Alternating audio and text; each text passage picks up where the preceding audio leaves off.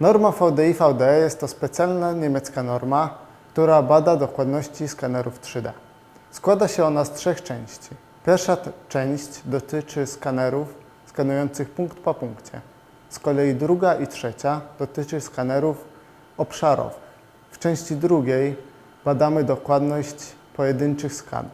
W części trzeciej sprawdzamy dokładność łączenia tych skanów. W normie VDI-VDE najważniejsze jest stanowisko pomiarowe. W części drugiej wyróżniamy dwa stanowiska.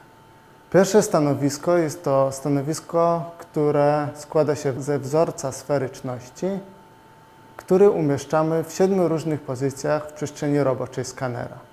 Wzorzec sferyczności składa się z co najmniej 2 sfer. Stanowisko drugie składa się z wzorca płaskości. Wzorzec ten należy umieścić w 6 różnych pozycjach w przestrzeni roboczej skanera. Najważniejszym elementem stanowiska są wzorce pomiarowe. Powinny być one wykonane w odpowiedniej klasie dokładności i zmierzone na maszynie współrzędnościowej. Na stanowiskach badamy 4 różne parametry. Są to odpowiednio błąd pomiaru płaskości, błąd pomiaru średnicy sfery, błąd pomiaru odległości pomiędzy sferami i błąd pomiaru kształtu sfery. Przed przeprowadzeniem normy należy odpowiednio przygotować stanowisko robocze. Należy przygotować wzorce pomiarowe i doprowadzić je do temperatury otoczenia. Oraz należy przygotować odpowiednio skaner. Skaner powinno się włączyć odpowiednio wcześniej, by wszystkie jego komponenty były w temperaturze pracy. Należy także zniwelować wpływ światła zewnętrznego, drgania podłoża. Skaner należy na początku skalibrować na tablicy referencyjnej, a następnie wykonać odpowiednie skany.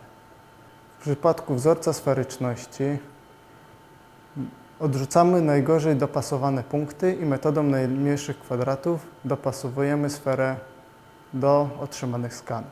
Różnica pomiędzy sferą wzorcową a sferą zeskanowaną daje nam odpowiednie wyniki. Identycznie wygląda to w przypadku wzorca płaskości. Umieszczamy go w 6 różnych pozycjach i przy odpowiednich parametrach skanujemy.